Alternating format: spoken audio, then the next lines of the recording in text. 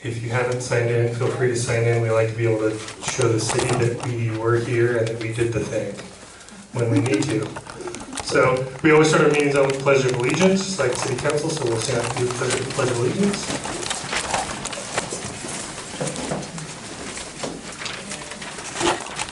Pledge allegiance to the flag of the United States of America, and to the republic for which it stands, one nation, under God, indivisible, with liberty and justice for all. Thank you, everyone. Well, it's a great turnout for a summer evening. Kind of expected to be a little bit thin. We even have some committee chairs that weren't able to make it tonight, but it's looking pretty nice. We got a few things, special items on the agenda. We always start with the community partners. I see that the fire department is not able to be here tonight. It is National Night Out, which Cincinnati PD always participates in. In fact, our safety committee chair is there volunteering. Former President Bill Frost typically would be there as well, but he is down and out. If you know him personally, send him some love. His back is hurt, so just let him know you're thinking of him. That's just an aside. I do want to remark, it's been a crazy couple of weeks in Pleasant Ridge between the natural disaster and then Ridge Day this Saturday. It's just been go, go, go, go for all of our volunteers. And you know what, I think we handled it extremely well. We were able to provide 4 dumpsters before the city could provide a single one. In fact, the one that they said that they were providing with an address provided never showed up. I have followed up on that and have not received any sort of feedback, but it was because of community funds that we've gotten through Ridge Day and donations from our local residents and businesses directly into our general fund that gave us the ability to be nimble and make a call and make a decision. I want to shout out Rachel Levine for having the idea, and for the exec board for quickly going, yeah, well, I think we have the funds to do this, and we made it happen. 4 dumpsters, absolutely full, in fact overflowed if you didn't notice, but it was a huge support to the community, and we were happy to be able to provide that service. I do also, without taking any of the clout of the Ridge Day Committee, want to congratulate Ridge Day Committee for not just an incredibly memorable Ridge Day with the fun rain instances, but also for what they will report was an absolutely amazing return. If you didn't know, Ridge Day is our primary fundraiser as a community. So we get a couple of grants from the city, and then the money we get from Ridge Day and from other donations, that's how we are able to fund anything that we do as a community council. So thank you to Barb and the whole Ridge Day committee. You all know who you are. And anybody who gave any amount of time volunteering at Ridge Day, it is all extremely appreciated. It's how we make things happen around here. The sweat of our brow and the goodness of our heart. So thank you, Pleasant Ridge, for showing out. All right, with that, I do want to get into our community partners. No fire department, no police department. We do have the public library. And if I skip CRC, we'll just reverse it on the agenda. It's all good.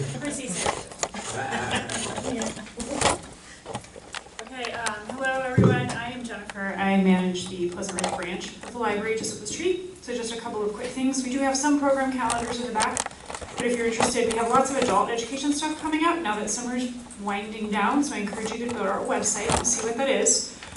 We did experience flooding of our lower level a couple weeks ago. We are back open. Meeting room is available for use for the public. Our facilities team was able to get in there with some contractors and clean up really quickly. Unfortunately, we don't store much downstairs, so we didn't have to throw much away. If you do have neighbors or know people who are trying to navigate, like, how do I send photos to my insurance company? How do I send stuff to MSD?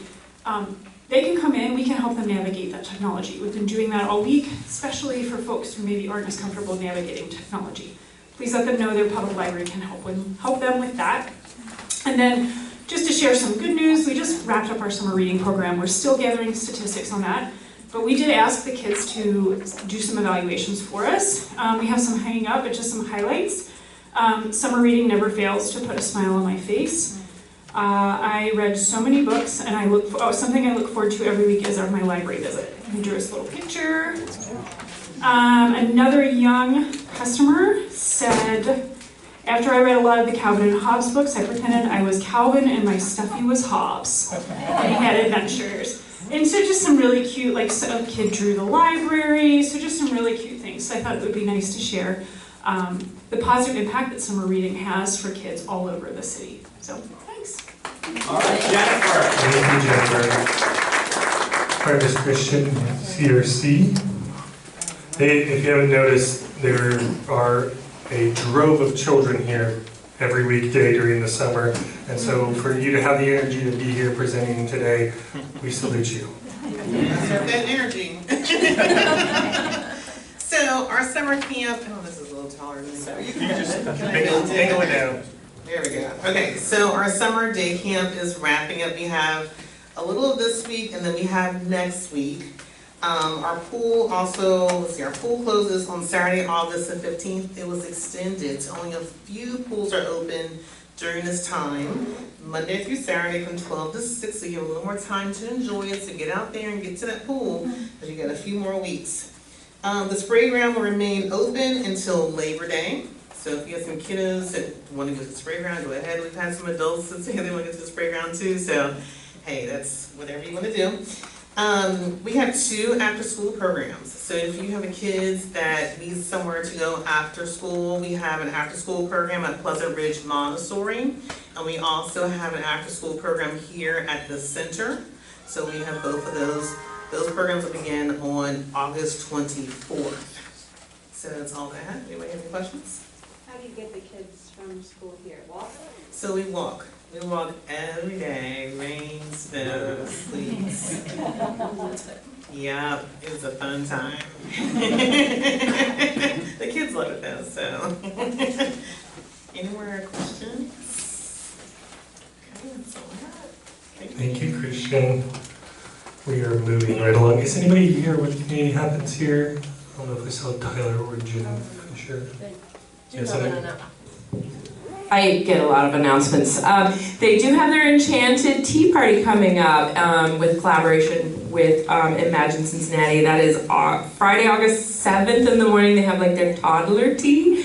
And then on Saturday is 11 to 1. And kids can make fairy wands and make crowns and drink tea and have cookies. And it's really, really lovely and delightful. And I enjoy it every year too. So that's all.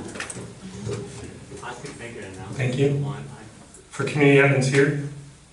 For Cincinnati Playwrights Initiative, Hyde Park Library. And during the hearing of the public, you'll have the ability, you have 2 minutes to talk about whatever you want. Okay. You make that announcement. Thank you. Nice, thank you. That's during the meeting of the public. That's later in the meeting. I'll let you know. I'll signal you. Yeah, we're gonna stick to our agenda. However, there's gonna be one little change. I'll let you know in a second. Do we have any of the school liaisons? All right, so we're moving along. When I said a quick little change, instead of doing the committee reports next, we're gonna go ahead and get into our special items because we have some guests tonight. We're gonna allow them to present, and then we'll get into the executive committee report, and then the actual committee reports. So the first of those is Girl Scout Troop 43770. Caroline Johnson, I believe, is here. And the microphone is yours to use. I know it's intimidating when you're young, but it's okay, just talk. Hi, I'm Caroline. I'm a rising senior at Walnut Hills High School. I'm here to talk about my Goal Award project. So I'm doing Ridge and Repeat, which is a Pleasant Ridge Loop run on September 7th at 9 a.m. It's a 1-mile loop through Parkview, Beecraft, and Bellwood, and participants can choose to do 1 mile, 2 mile, or 3 miles. And the goal is just to bring community road races back to Pleasant Ridge. But more importantly, for my goal project, it's to learn about documenting the process of organizing a neighborhood road race. I've been working with the city to understand permits, insurance, traffic control, safety, and what it takes to host a neighborhood road race and close neighborhood streets. So the city has strongly encouraged us to consider a sidewalk-only race or to move downtown, but we've tried to work through those challenges to find a safe solution. Beginning tomorrow, we're going to be handing out flyers to notify residents the event and street closures to just let them know. We want to make sure our neighbors have plenty of notice and opportunity to ask questions about the neighborhood road race and everything. We don't expect to make a lot of money from this race, and we may not make any money at all, but that's okay. The goal is just to learn the process, to document everything that I'm learning, to create something that would help Pleasant Ridge continue this event or help organize another community road race in the future. If I do happen to raise any money, it is going to go to Girl Scout troops, like my Girl Scout troop. So stay tuned for registration, business opportunities, business sponsorship opportunities, volunteer signups, ways to donate if you aren't able to come, and then we're going to need quite a few volunteers, so just to make everything run smoothly. I'm really excited to bring this to the neighborhood and hope you'll come out September 7th. Thank you. That's quite the undertaking. Can't imagine doing that at your age. That's really cool. Next up, we have Nathan and a couple of special guests around communications for emergency 311 and 911, and also some city data stuff. So, Nathan, the floor is yours. Thank you. Thank you all so much for giving us some time this evening. My name is Nathan with the Cincinnati Emergency Communications Center. If you're not familiar with the Emergency Communications Center, we are the home of both the 311 call center and the 911 call center for the city of Cincinnati. So anything from potholes to broken street signs to trash pickup, all the way to your police, fire, and medical emergencies. You can give us a call 24/7 and we'll try to get you figured out and get you the help that you need. With me today is Dale, who's one of our community responders for the 311 Cincy program. Dale works in this area, in the few neighborhoods around this area, keeping an eye on things, being proactive in the city, trying to identify issues, like I said, potholes, broken street signs, things of that nature. What I want to talk to you all about today are 3 public safety programs that are more on our 911 side, and then Dale can share a little bit about his day-to-day on the 311 side. So the top of the handout that I was able to pass around, if you didn't get one, there should be a few more on the back. There are 3 public safety-oriented programs that we want everyone in the city to know about. One is Text to 911. So who here knew that you could send a text to 911 if you were in an emergency and that would work? A couple? Okay, so not every jurisdiction in the country has text 911 capabilities or text back from 911 capabilities, so we can engage in a conversation with you via 911. But if you're ever in a situation where it's unsafe to talk, your phone is acting up, you're unable to speak, whatever the situation may be, you can always send us a text with the address of where you need help, a brief description of what's going on, and we can engage with you that way. So it's something to know, it's something to tell your friends and family about, for sure. Next on that list is Smart 911. Smart 911 is an app and a website that we have a partnership with where you can create a free safety profile to include vital information about you, about your household, that, given the event that you ever have to call 911, this safety profile will pop up on the screen of our 911 call takers, and we'll be able to see information like your address, the car you drive, what level of the building you live on if you're in a multi-level building, how to enter the home in the safest way or the quickest way, if you have folks with mobility issues or impairments, allergies, things that might help us in an emergency to get you the right help that you need. You can include all that information in Smart 911, and we'll get that right away. We don't even have to ask you for it. That'll be voluntarily given to our call takers. That information is completely secure. I can't go later tonight and see who all here signed up for Smart 911. That's not something that is able to be done. It's only available to our center if you ever have to call 911 or if someone in your household that's connected to that profile has to call 911. So highly encourage you to check that out. It's free, it takes 5 minutes, and it's something you can do to be proactive in the case of an emergency. The last thing that I want to talk to you about is Cincy Alert. And Cincy Alert is connected to Smart 911, so when you sign up for that tonight, you can sign up for Cincy Alert as well. It's free, voluntary again, and it's a way to get non-emergency and emergency alerts to your phone, to your email, if you like voicemail messages, things like that. So when it comes to road closures, events happening downtown, you can sign up for specific alerts related to those events to make sure everyone is alerted of any emergency that's happening, or road closures, things that are happening with curbside collections. We try to send alerts out through that as well. Entirely customizable with your alerts. So if you never want to receive an email from us, that's okay. If you never want to receive a text message, that's okay. You can customize how you get that information. And I'll leave you with 3 more things real quick, and I'll turn it over to Dale. The best ways to reach the 311 side of our operation are our mobile app.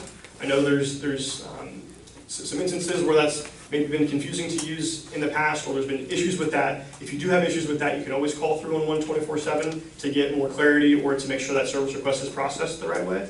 We have our 311 chat feature, which is online now 24/7, where you can have a text-based conversation, using plain language. You don't have to know the name of the service request that you're going after to submit.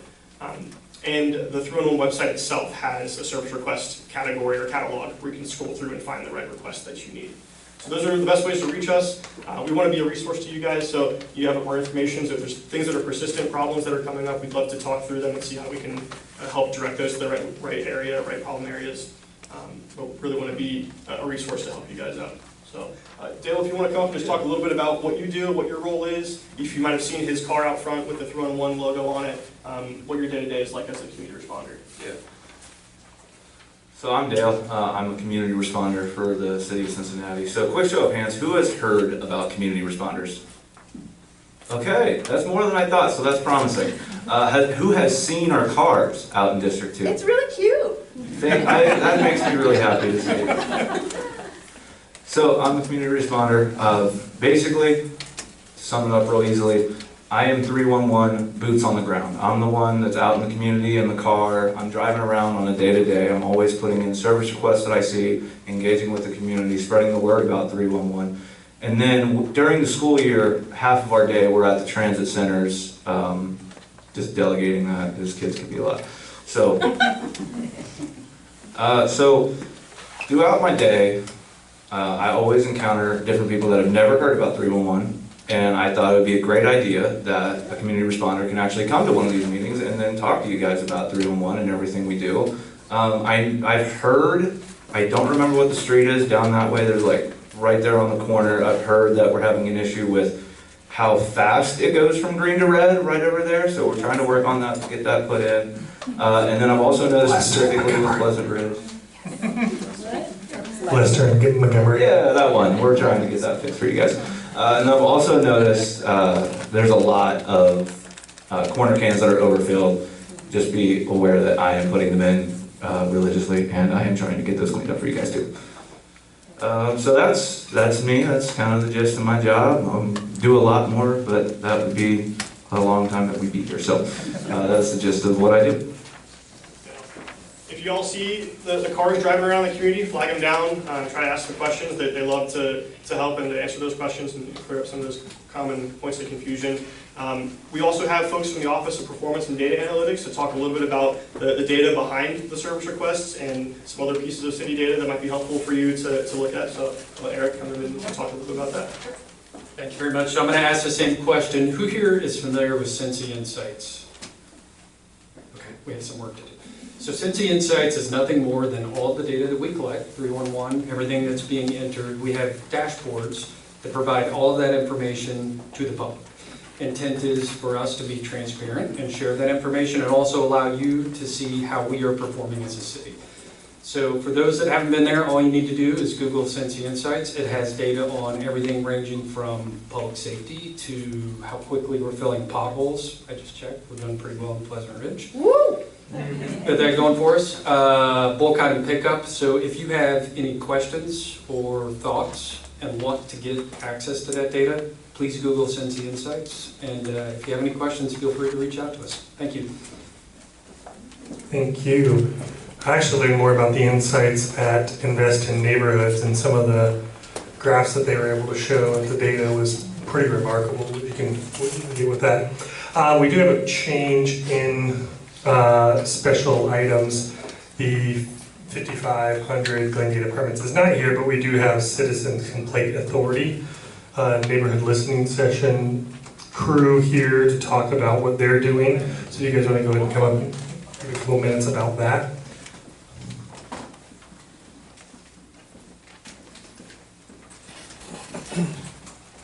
So, good evening, everyone. Good evening. Thank you. My name is Dr. Arnie Slaughter. I'm joined with... I'm Jessalyn Goodman. I'm the silent partner. So, how many people have heard of the Citizen Complaint Authority? So we'll go with the theme of asking questions to the audience. Okay. So Citizen Complaint Authority, or CCA, we're an independent agency that investigates allegations of misconduct with the Cincinnati police. So if a citizen has an interaction with the police that's not quite positive, they can contact our office and we're able to investigate that particular allegation. It could be anything from what they feel to be an improper stop, improper procedures, death in custody, excessive force, and a wide range of allegations that may exist with the Cincinnati police. So part of what we do is first investigate those instances, but we also bring in the officers. So we'll get records, which include body-worn camera information, we'll get police records, paperwork, etc. So that when we bring the officers in, and they're mandated to talk with us, we're able to ask them questions about the incident that they were involved with. Sometimes the incident may be accurate based on a citizen's perspective. Sometimes we may look at the body cam and say, okay, this is a little bit different than what you said, but we still investigate because we want to make sure that both the citizen and also the police have an opportunity to give their perspective. Once we do the investigation, we'll complete an investigation report. And in that report, we'll indicate 4 different levels of responsibility for the officer based on each allegation. An allegation can be exonerated. So the officer was within his or her or their protocol, policies, or procedures, CPD. So they followed everything, they're in the clear. A sustained finding means that the officer did not follow policies, procedures, etc. So exonerated, sustained, and then we have 2 other ones, not sustained. We need more information to make a determination. And then the other one is unfounded, like the incident or action did not occur in that particular incident. The reason why we're here today is to let you know of a series of listening tours that we're doing throughout the community. So me and my colleagues, we're going to each community or several community councils, but we're also going to do one big listening tour. And my colleague here is passing out some handbills. The first of the listening tours is Thursday, August 27th at 6 p.m. and it's in Madisonville. We invite all of you to attend because we want to just sit back and listen. Our name is Citizen Complaint Authority, so if you have complaints, we want to hear that. But we do more than just listen to complaints. If you have things that are working well with your police officers or interactions with police, we want to hear that too. Because we want to be able to say, okay, here's some recommendations based on the complaints that we've heard. Here's some great things that are happening in our communities with collaborations and interactions with police. And also, if you have recommendations for the police. So we want to just sit back and listen. If you're unable to attend that specific meeting on the 27th, we're going to announce some other sessions at a later time, but there's also a QR code on that handbill. If you're not able to make it, you can just click on it or take a picture of that QR code, and then you're able to submit questions, ideas, statements, etc. And yes, ma'am. Tell us about Timothy Thomas. Thank you, sir. Officer Stephen Roche. I'll say please let him finish his presentation. You can ask questions when he asks. Thank you. I understand. Thank Well, I'm glad you stated that because we had a really brief conversation about why we exist at CCA. So CCA exists based on a series of events that happened in which 14 unarmed black men were killed by the police in a short period of time. My colleague and friend here was able to share his perspective because he was impacted by that. We all were impacted, but to be specifically there, I know that's tough. So we exist because of those type of engagement and encounters. So our goal, create better interactions with the police, find ways to acknowledge the police that are doing some great work in the community. But if there are officers that are violating policies, procedures, training, etc., we also want to engage in that. So for the session on the Thursday, August 27th, think of it in 3 tiers. We want to hear complaints. What are some things that the police can do better that they're not doing, or what are your experiences? Commend. If there are some officers that are doing some great work, we want to be able to report that too. And also just recommendations. Anything that you suggest to us, we'll compile that information. So if you're able to attend, we would love to have you. If you're not, just use the QR code to submit questions or statements, etc. In the 30 seconds I have left. You good if you're going to take questions? Or Oh yeah, absolutely, absolutely. So there's a team of 7 investigators, and we have a variety of different backgrounds. Some of us are retired military, some of us are former law enforcement agents, Some of us have social work background. I'm the higher ed person. So we have 7 unique individuals that work collaboratively to investigate cases. So even though a case may be my specific case, I know that if I have a case that has Jesselyn's expertise and passion, guess who I'm going to go to? Jesselyn. So we really work collaboratively to figure out ways to put our citizens at ease and to provide closure in a sense. We know that being stopped by the police can be traumatic for some folks, can be nerve-wracking for others. So our goal is to go to the communities, talk about what we do, how we can help, etc. And wrapping up before we take a few questions, on the back of the handbill, it does have our contact information. So if you know of someone that wants to submit a complaint, or you want to submit a complaint, or you see something that may not be specifically you, but you notice it, citizens can provide a complaint via email. They can go to our website, and there's a form on our website. They can call our office, as well as just walk in. So whatever's most conducive for the citizen, we will be able to take that specific complaint and then do a full investigation. Questions? Yeah, why is Officer Stephen Roach still working as a police officer in Evendale? He shot an unarmed kid. Yeah, I definitely understand the frustration. I absolutely do. Unfortunately, that predates our service at CCA, but our goal is to use that horrific experience so that we can do our best to educate our citizens so that we don't have that happen again. We don't want to lose people, etc. Yes, sir. And thank you, sir. Is this just Cincinnati police? Yes, this is just Cincinnati police. It's Evendale. Yes. How long have you been around? We've been around for what, almost 25 Yeah, years. 2003, I think Yeah. officially when we started. Yeah. Based on the collaborative agreement. With the feedback and information you receive, or intending to receive from this, what is your process for going to the police and sharing, like, hey, here are the ways that the community wants you to improve, or here are the things that they're saying? Like, what does that look like? That's a great question. So 2 different responses I'll give you. We have a monthly board meeting, so a board of citizens that aren't connected with the police, that aren't connected with the organization. When we finish our investigations and write our investigation reports, they go to that board. And our director is able to present the findings for the case, as well as any other items the director wants to talk about. So I anticipate once we get more information, we'll have a report out at that particular session so that the Citizen Complaint Authority Board knows who we are.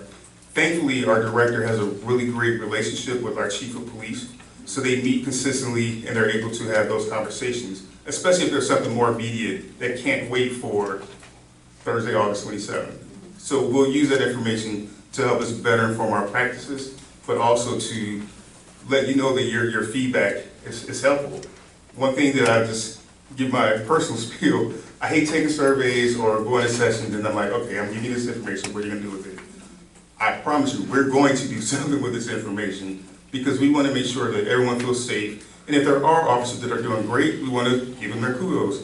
If there are officers that need more training or need to transition to another opportunity that's not law enforcement, we'll provide that recommendation as well. Other questions before we leave the microphone? Again, Citizen Complaint Authority, CCA, yes ma'am. I believe other cities have modeled the very similar program, is that correct? Yes, so one good thing about the organization that we have is there are several oversight agencies throughout the nation. We have a national organization called NACO. So we oftentimes collaborate because why reinvent the wheel? If something happens in Cleveland's version of us, we may adopt that. We may contact them. We have organizations contact us as well. So we're trying to stay current, but utilize what's working and adapt it specifically for Cincinnati resident needs. Yes, ma'am. Are you guys connected, or do you coordinate with Campaign Zero? So Campaign Zero is separate from the city of Cincinnati, but the data that they produce, we obviously wanted to look at that to see if the trends and the facts that we're seeing mirrors what they had in their report. So we don't work with them specifically, but the information that they and other agencies provide can be helpful for our practices.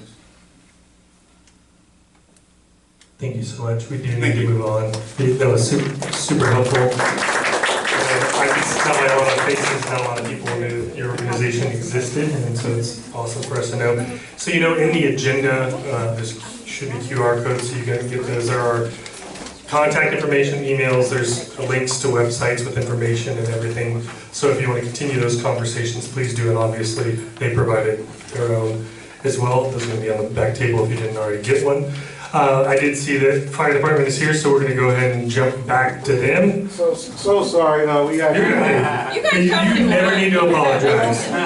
we actually were working. We had a couple runs we had to take care of.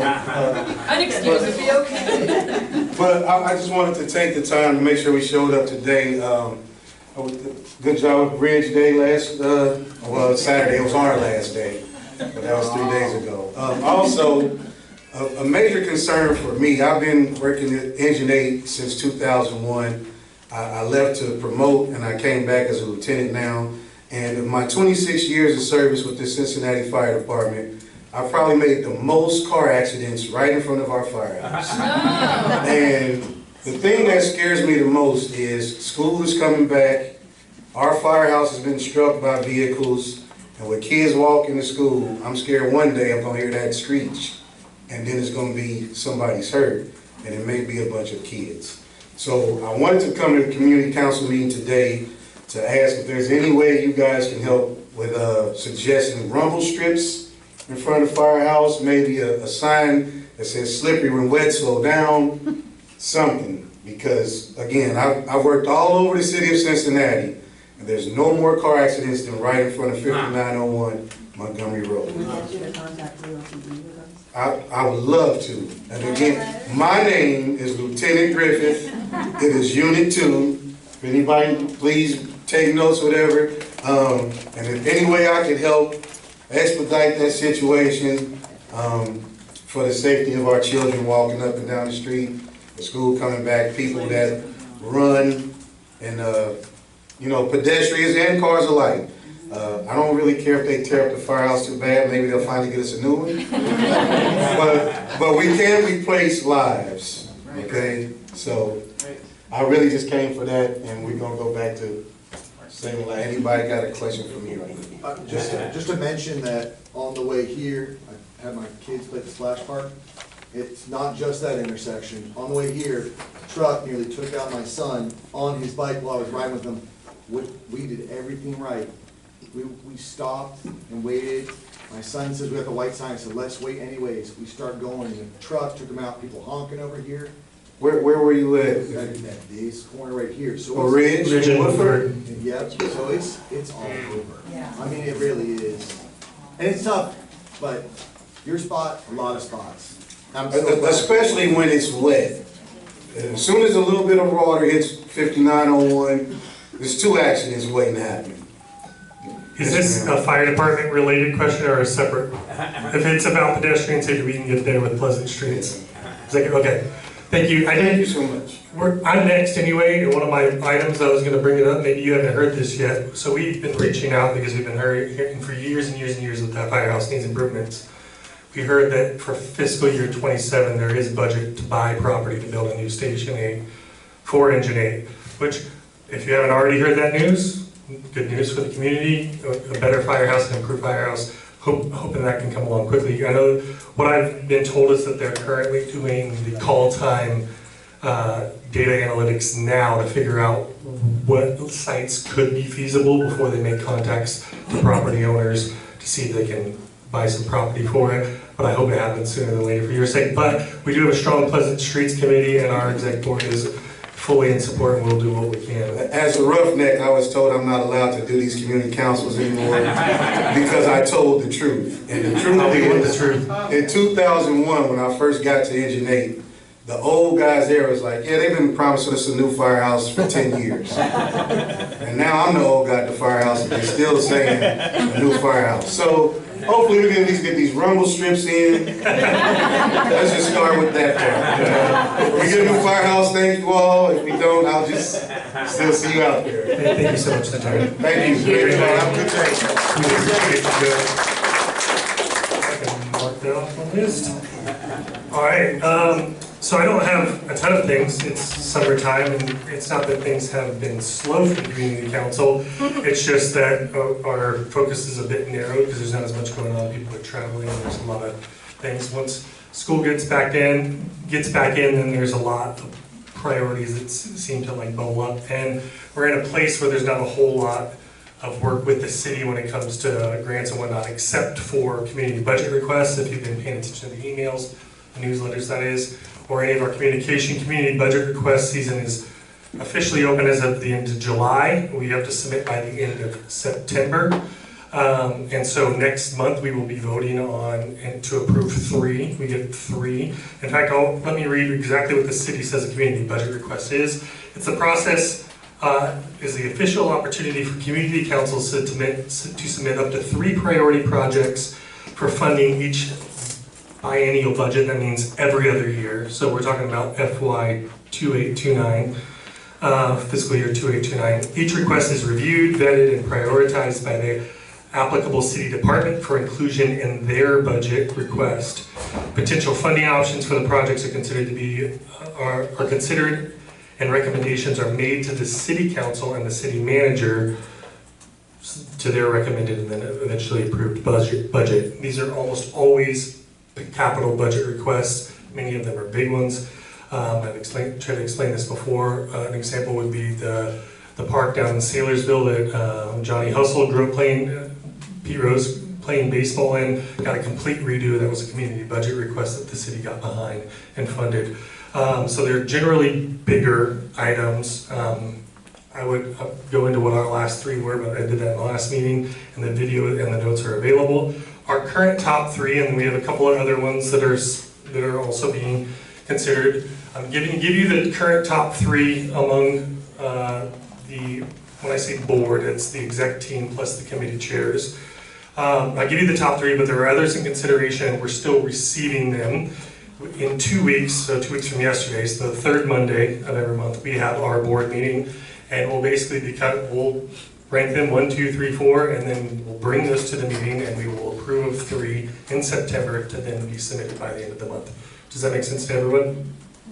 Okay, so our current top 3 are some additional outdoor amenities here at the park. The reason why I put it vaguely like that is because we were told where we stand in the priority line for improvements on our playground and outdoor space is quite a bit down the line, and so to get any big number approved is pretty much not going to happen. We could get some amenities added. Some of the ideas we have is a bike repair station for local kids to be able to come learn how to repair their bikes, and the tools are part of the station. So you put your bike on the rack, you fix it. Ends up being a great community space to do it. Other ones could be additional grills and tables, ADA access to this first playground, first ball field. Then later they might be able to get to the second ball field. Anytime you want to add a sidewalk, concrete, or even asphalt path to something with a slope is money. They don't have budget for that. And some other outdoor amenities. So we can basically get some additions to what's currently here. They will be maintaining our playground to try to keep it as safe and as good as possible until we get to the point where we're high enough on the priority list to get a new playground. We are number 20 on the list currently, so that is not currently an option. Another one that came up and had some strong support in our last board meeting was branding and signage for the neighborhood business district. So essentially, Department of Transportation and Engineering actually has a whole wing that does graphic design. So if you've been to Oakley and you drive through and you run into that park that's down the middle and they got that big sign, DOTV actually designed and installed that. So they do that kind of work, so that'd be new signage, branding, some signage up and down Montgomery through the business district and a bit on Ridge. And then eventually that could turn into new gateway signage, which we've talked about with another grant opportunity before that no longer exists. And the third one is to finally get the Douglas Terrace build out done. Douglas Terrace is closed.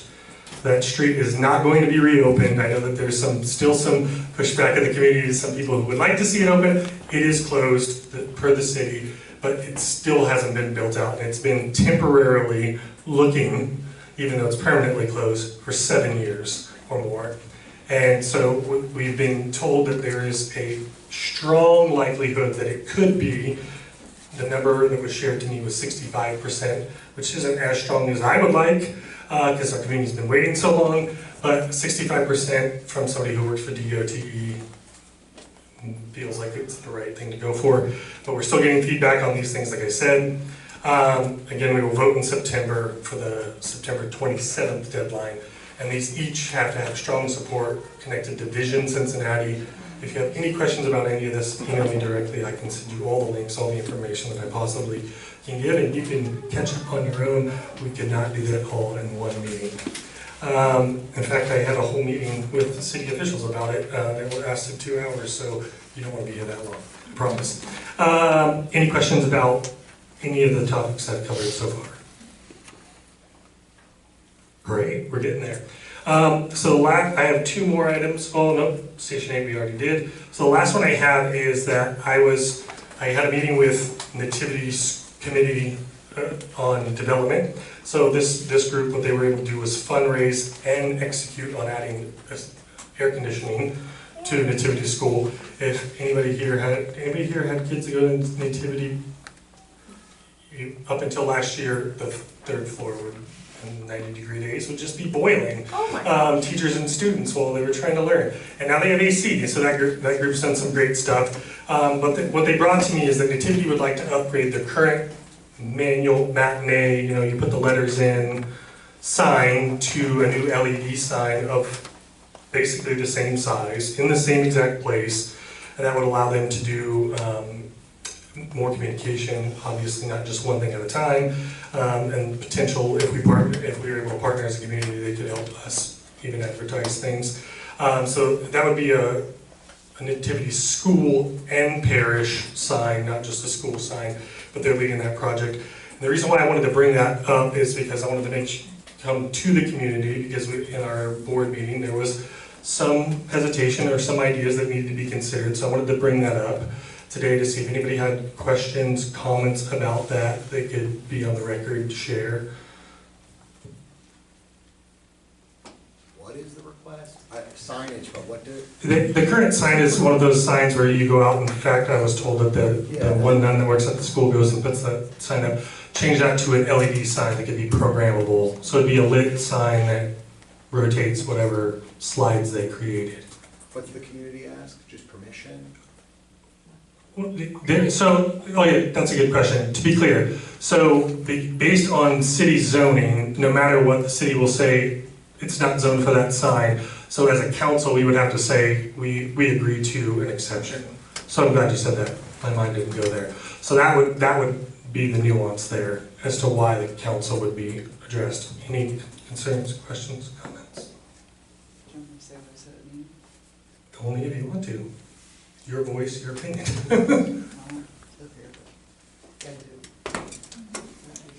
Either, yeah, that's fine. Yeah. It's good for the people watching the recording.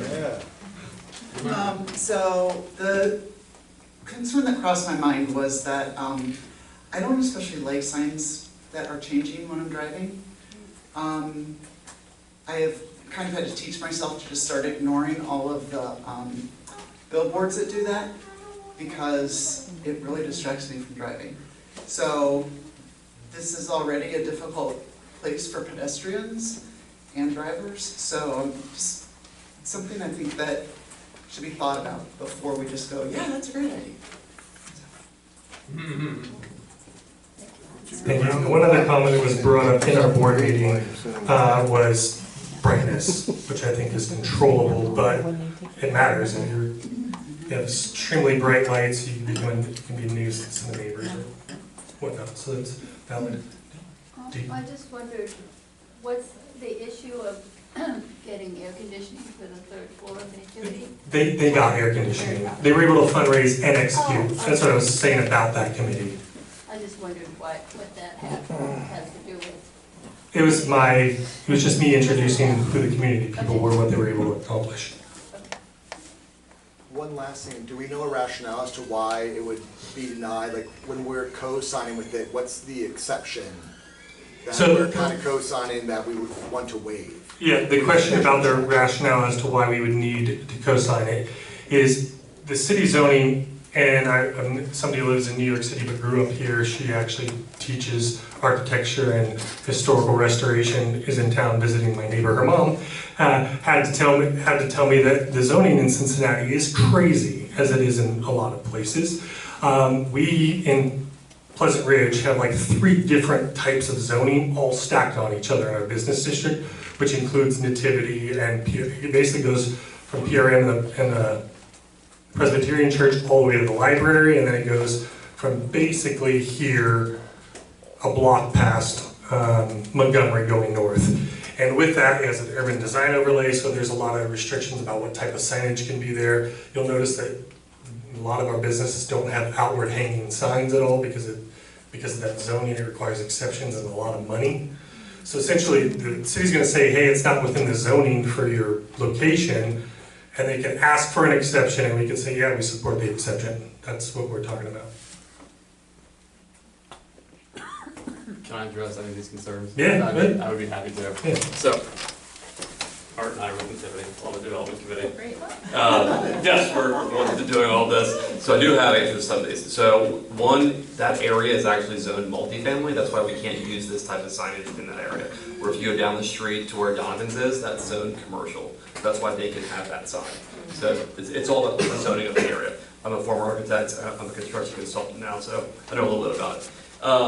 As far as the motion of the sign, there will be no video. We're not going to put videos on there. It's simply like it would change every 10 to 30 seconds, and we're willing to negotiate what the time is. It's not rapid movement and definitely not video. We also will shut it off. It's not going to be on past 10 or 11 o'clock. We're also willing to negotiate that time, whatever the community feels appropriate. But we also think it's a benefit to the entire community too. Not just advertise for what's going on at the parish and at the school, but Rich Day, everything going on in the community can also have it on that sign. And we're really looking for a letter of recognition at the end of the day to put in our variance package with the city. We think it strengthens our package to put it in. Did I address all the concerns? Just in defense of zoning, it keeps things from being ugly. So in a way, like, we should appreciate zoning. And to that end, do you have a picture of what the sign's going to look like? I do, absolutely. So it's what it looks like now. I'll leave them up here in the back. And we are just replacing in the same footprint of what it is currently. It's not bigger. It's the top part is fixed, and just this blue bar at the bottom would be the video screen.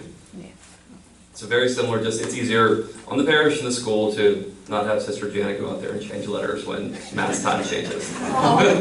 Poor Sister Janet. Thank you for that. Was there any other questions? Great. Could the brightness and the evening time be reflective of like when the sun goes down? Because there are some, it could add, even the lights in Nativity's parking lot, when they added them, were quite a bit brighter than they had been in the past. I didn't know that. I'll look into that. Yes, the brightness, the intensity of the screen can change as the ambient light changes. I live on Parkview, and I'm probably the closest house to that sign, but that direction won't affect me, but just the overall light perception at night. And that's why it won't be on all night. It will shut off at a certain time, and then come back on at 6 or 7 o'clock in the morning. All right, we do need to move on. It's almost 8 o'clock, and we've got committees and stuff. Thank you, Bo, for coming. I know you guys weren't planning to do like a full presentation, but it's great that you were able to answer questions.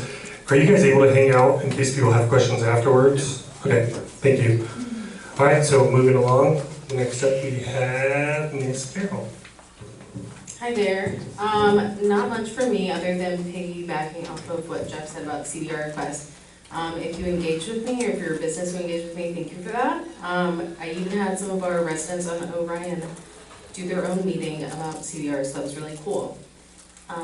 Like he said, those will be finalized by us. He's having conversations with the city. We're trying to see what's most likely to be approved. And then, we'll bring them to you all next month.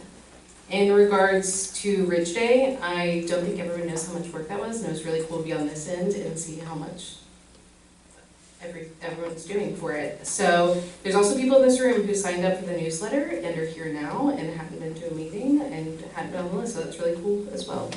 And in regards to the dumpster debacle of 2026, I know that members of council, especially Jeff and Jesse, were there constantly and rearranging people's trash. We're glad it was utilized, but I'll give them a shout out. They were there all the time, rearranging stuff, taking it home, dumping themselves. Yeah. And there's still some, I think there's still some trash out there. So, yeah, that's all for me. I don't have anything except I need approval for last month's minutes, and Kelly is my normal approval, and she's not here. So, thank you, Jackie. We need a second. And a second. Thank you. Thank you all. All right, oh, sure. My turn. Hi everyone, my name is Jessie Frank. I'm the treasurer for PRCC. I'm going to put some numbers behind a lot of the things that we've been talking about, starting with the dumpsters. As you know, we had 4 dumpsters come in just a couple days after the flooding event that happened in mid-July. Oh, go ahead. All right. I just wanted to put into context exactly what the financials look like behind that. So the total cost for all 4 of the dumpsters was $2,900, about $2,700 just for the dumpsters themselves, and then, like they were saying, the dumpsters did get overfilled, so we had $200 in fees attached on top of that. Is that for the year? That was just for the one-time event, this one dumpster event for the 4 that were brought to the Burger King lot to respond towards the flooding event that occurred, to try to give people a place to dump, and we beat the city significantly on that, so we're very happy we could provide that service as quick as we did. But yeah, $2,900 for that, and we're very excited because we did have businesses and residents reach out to help support us with those funds. So I did want to shout out, we had $2,000 in committed donations towards this project very quickly. We're talking same day stuff. People came out and committed this money for us. So we're very thankful. Urban Sites, the development corporation, $1,000 they committed to us. $500 from the Barron Group commercial, a group of commercial realtors, and $500 from David Jacobs, who is a resident who just reached out and wanted to be involved and try to help, so they sent us $500 as well. Wow. So we're very thankful for those people who responded just as quickly as we did to help support the work. So in the end, PRCC is only taking on $900 of the total cost. So this was an emergency situation. Where'd the money come from? If anybody's been here throughout the year, you know we have a budget that was approved at the end of last year. That's in the meeting minutes folder. There's a QR code back there, and it's on our pleasantridge.org website. You can always go reference it. But we set one line for $1,000 of unallocated funds, which in this case was used as a rainy day fund. So we took $900. Yeah, you picked that up? All right. I know I am funny sometimes. But $900 from that, of the $1,000, we were able to have an emergency fund put together to do that. And per our bylaws, we are able to move $2,000. So $900 of that we did move on an emergency funding basis. So we hope that was helpful for you all. We are very thankful that we have money for Bridge Day and fundraising events and sponsorship and committed donations from businesses and residents. We're able to make those things happen. Great, thank you. Hey, thank you to everybody. It's a whole community event, yes. One we won't forget for a while with all the impact. All right, another thing, if you've been here, you've heard me say grants a million times, but I did want to say, we do have, for anybody new, we have several grants that we get through the city, about $13,000 in total we've been approved this year of grant funding for specific projects that we submitted and were approved for. As of now, with Ridge Day completed, all of our grant funding is spent. So as of August 1st, we have completed everything, which is great because we have until December 31st to really get it done. So I'm going to work on submitting the final documents to get all that done. So all of our compliance and regulations we need to submit back to the city will be completed. So we'll be all set for that, and just wait. In like 2-3 months from now, we're going to do it all over again. So don't get used to no grant talk. Last thing, and I'm not going to go through all of it because Barb Stein here with Ridge Day is our head, and I'm so excited to hear from her. But from a financial perspective, obviously this is our largest fundraiser of the year, so the treasurer is quite involved with the financials regarding it.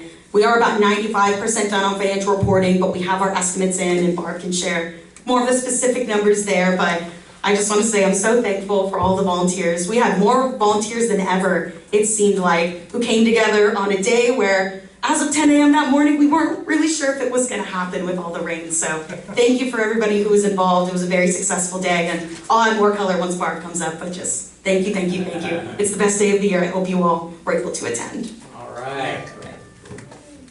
Thank you for keeping us so above board. I love that you guys can go and look at docs via a QR code and see, hey, this is the money we get, this is the money we spend. So it's pretty awesome. You can also see it if you go to pleasantridge.org. It's like halfway down on the main page. So I just noticed that today. I didn't know Kelly had done that.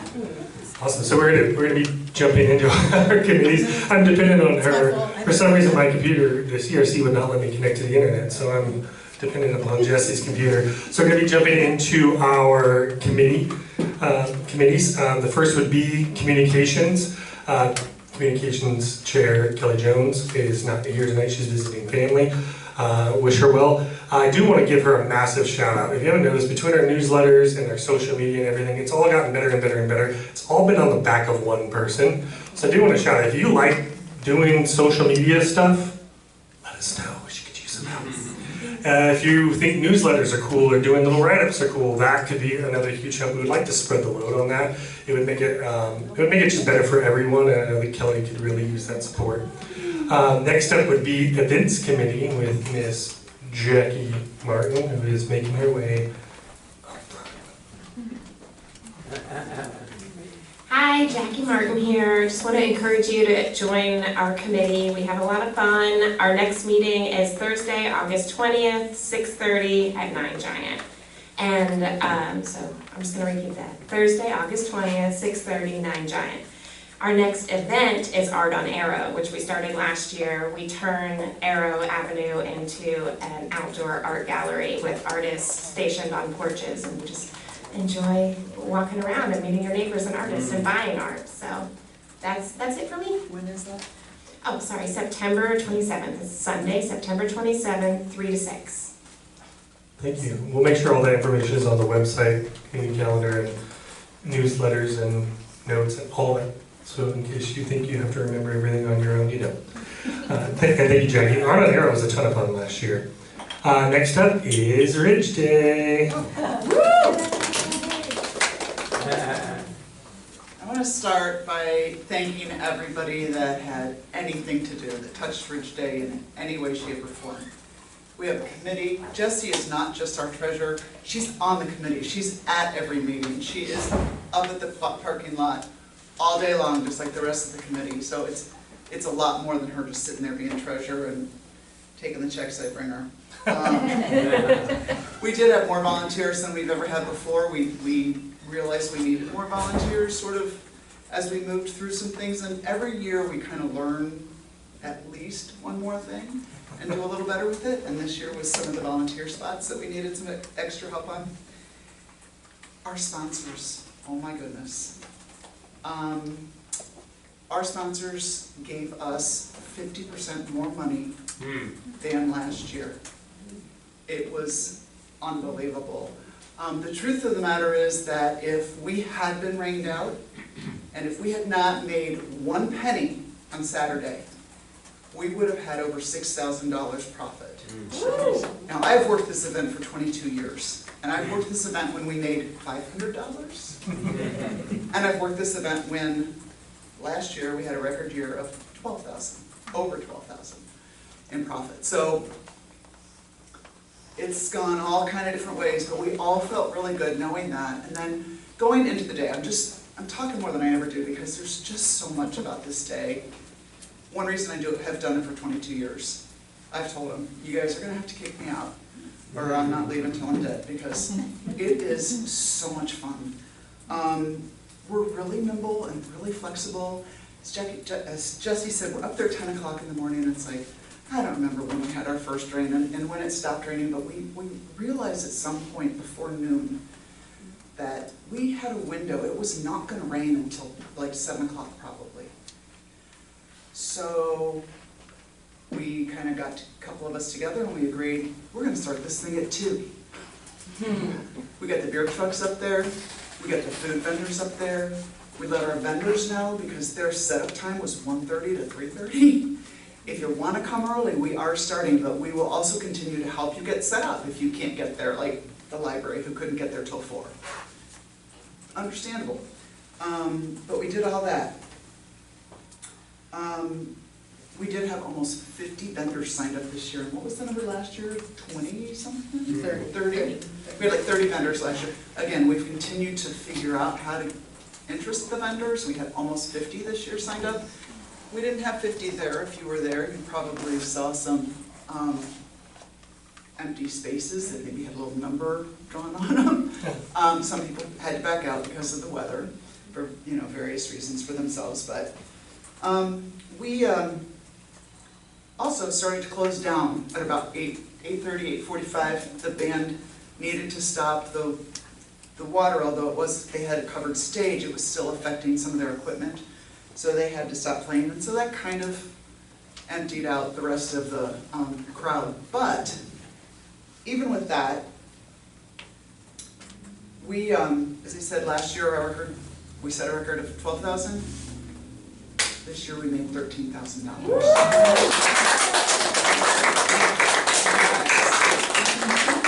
And it's so fun, I was out until 2:30 in the morning.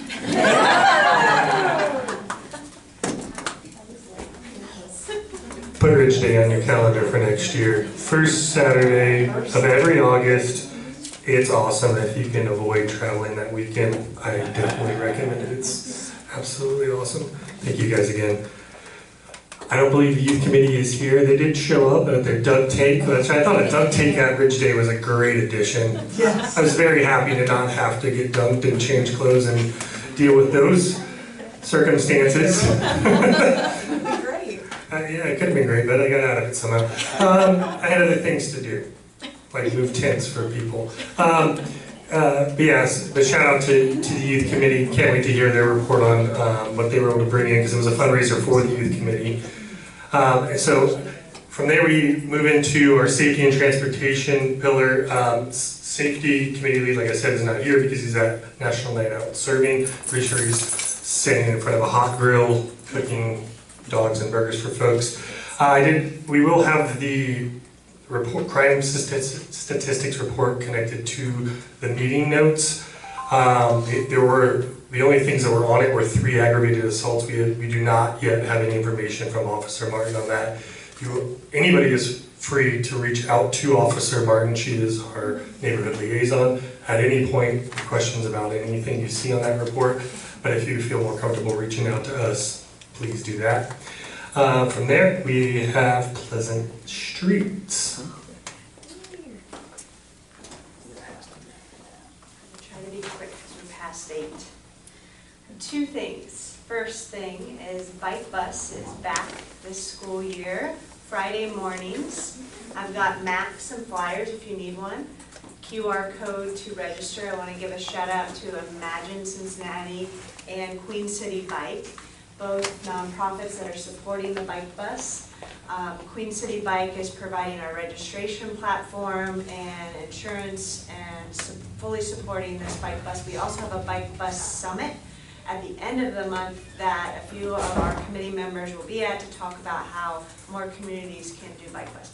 If you don't know what a Bike Bus is, I really just want you to Google it, because the videos and how great it is online, you will get the vibe and you will understand. But it does run. We added 2 new routes this year, so that's why I have the maps, so please see me after this if you have questions. Next update, number 2, and then I'm done, Ridge Road. The project is starting. We don't have a ton of information yet, but we expect a better update in September.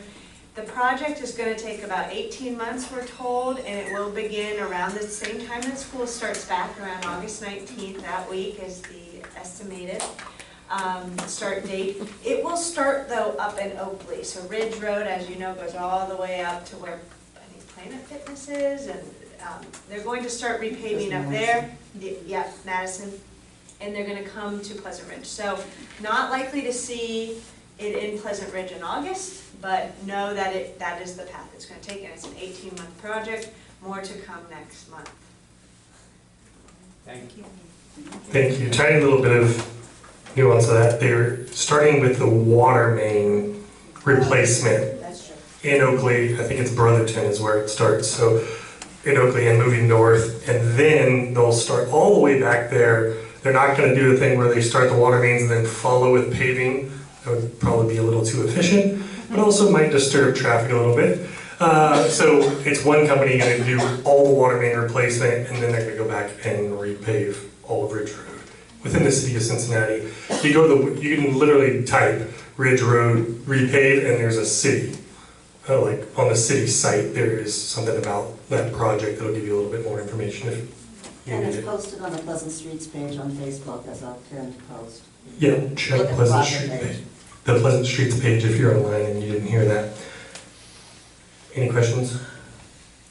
We're moving along. Zoning committee actually no longer exists, so that won't be here anymore. The zoning committee mostly was formed to deal with an issue that was down off ACO. It's been solved. The city's all over it at this point. Former President Bill Frost, not President of the United States, President of Community Council, was heading that up with a group of folks. That has since basically been dissolved. It, as necessary, will be re-upped when there's a project we need it for and sufficient volunteers to chair it. How it works with the committee is if you have an idea for a committee, if you want to build something you're particularly passionate about, you come up with the idea, we see if it's something that our community needs, and President of the Community Council says, you're the chair, go for it, and then we communicate. So if you're a particular passion project you would like to discuss, you can contact me anytime. From there, we're moving into parks and public spaces, and we have Hillary with Conservation Committee. Hi, everyone. I'm Hillary Wood with the Conservation Group, and just a few quick announcements. So we have 2 ongoing projects, which is the Kennedy Heights Park cleanup and removing invasives, planting new natives. That's been going on for, gosh, at least 3 years now or something like that. Also ongoing is the Pocket Park, where again, we're planting natives in there, and we've actually gone in and labeled quite a few of them. So if you're looking to replace plants in your gardens with native plants, you can go up there and look to see, what they look like when they get to be, 4 feet tall, and what the blooms look like, and all that sort of stuff. So it really is a great, great resource. Beautiful, by the way. Oh, well, thank you. And then some new things that we're working on, and sort of some long-term thinking, but I just thought I would give you sort of a look into what the Conservation Committee is doing. So at Walgreens, where sort of the Pleasant Ridge sign is right now, it's just sort of a barren, icky, awful area right now. And so we've taken everything out, and we're gonna replant that with natives as well. At Woodford School, we are looking into, and this is just sort of a big idea, I mean, nothing is finalized, nothing is done. It's thoughts at this point. We're actually looking to put in 3 different ecosystems. We're gonna put in a meadow, a forest, and a rain garden in that space, which would just be phenomenal in terms of building ecosystems within our community. So we're really hoping to do that. We're also looking into planting, again, native buffers between all of this new construction that's coming up and residents. So, between the houses and the developments, what we want to do is put in big native plantings of mini forests and so forth, and that's going to help with sound, it's going to help with the air quality, it's going to help with just so many things, and also they are self-sustaining after a while, so you have to water them for maybe 2 years, and then after that they completely take care of themselves. So that means that the property owners don't have to water them. I mean, it's just a win-win all the way around. And then some services that we're looking into offering all neighbors and residents is we're sort of a small committee of maybe like 3 or 4, something like that, which we would love to grow if anybody is interested in joining. But we are happy to come to people's homes and help them remove invasives, honeysuckle and the like. We do have like an intense herbicide that once we cut it down, we can apply that because we're certified to do that, and then it's not going to grow back. We're also happy to help make recommendations as well as, again, if you're replacing plants, if you're thinking of planting something new and you want to know some native plants that might work in our space or in our neighborhood, we can do that. We had an inquiry about rain gardens. We're happy to come look at your space and figure out if a rain garden is viable and how to go about doing that. And then again, we can create tiny forests, we can create meadows, all on private property. So all of that is just going to benefit our community greatly because we're bringing in the good bugs, we're bringing in the good plants, you know, all those sort of good things. That's just going to help the air quality here and yeah, all that good stuff. The other thing that, and this is my last thing, we are planning in September to do just sort of a pop-up native seed giveaway up in the Pocket Park. So yeah, so we'll have, you know, Kelly and whoever else announce that, and we would love to have volunteers because like Eric and others, like we can collect seeds in the Pocket Park, but you know, those need to go into packets and envelopes to be able to give out. So I think there's a lot of sort of handwork involved in that. So if anyone's interested in, you know, lending a hand with that or any of these other projects, like we would love to have other people join. So will you create some kind of sign-up process? Yes, yes, for sure. Yeah, so that's it. Thank you, Hillary. Those who are watching the video later, so you know, it was asked if there will be a sign-up set up for that, and yes, there will be a sign-up set up. What I love about what you guys do is that there's always so much to learn. Like, oh, so much, yeah. It's pretty awesome what you guys do. I did notice on the Facebook, I was on Facebook because of the dumpster situation way more than I typically would be and would like to be. But I did notice that some people have expressed interest in getting rid of invasives and planting native plants. So if that's you, or if you know who that person or those people are, we got your people. We got a committee for that. All right. Next up, we have beautification. Beautification Chair Michael Cummings was not able to be here tonight. They didn't have anything to report. Their plant, you haven't noticed the pots, the flowers look great. Everything's good. They're on board with on track with everything else that they have going on. They are working on a kind of a business district holiday light update, but that likely won't happen until next year because there's a lot to go into it. It's a major investment. We received a donation specifically for that from some residents, and so they're just working on a plan on how to actually spend those funds in a way that's going to be unique to Pleasant Ridge as opposed to looking like the Kenwood Mall parking lot, if you know what I mean. So moving on from there, it's on to business and development. The only real committee involved with this is the TIF committee. No updates with the TIF committee. We're supposed to meet by the end of this month. I do have a few remarks about development in general before I can answer questions before we move to the hearing of the public. The city is working to formalize a policy around how TIF is used. I don't have time to explain exactly what TIF is. I could probably talk to you afterwards, or I can find a way. We do have a page on the website that explains what it is. We kind of talked about it a lot in every meeting for a year and a half. So I can get with you, I can catch you up if you need that. But the way TIF money is used, they're going to make it easier and faster, but it increases the prioritization of economic development.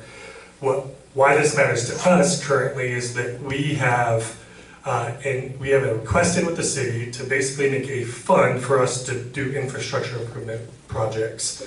Our DC is in support of this, the Development Corporation is in support of this, as we believe that if you want to build stuff, you also need to make sure that the streets are moving properly and the pedestrians can move properly and safely in those areas. What kind of has been has us caught up is that the law department didn't like the idea, and then the Department of Transportation said we need to pay for the design work somehow.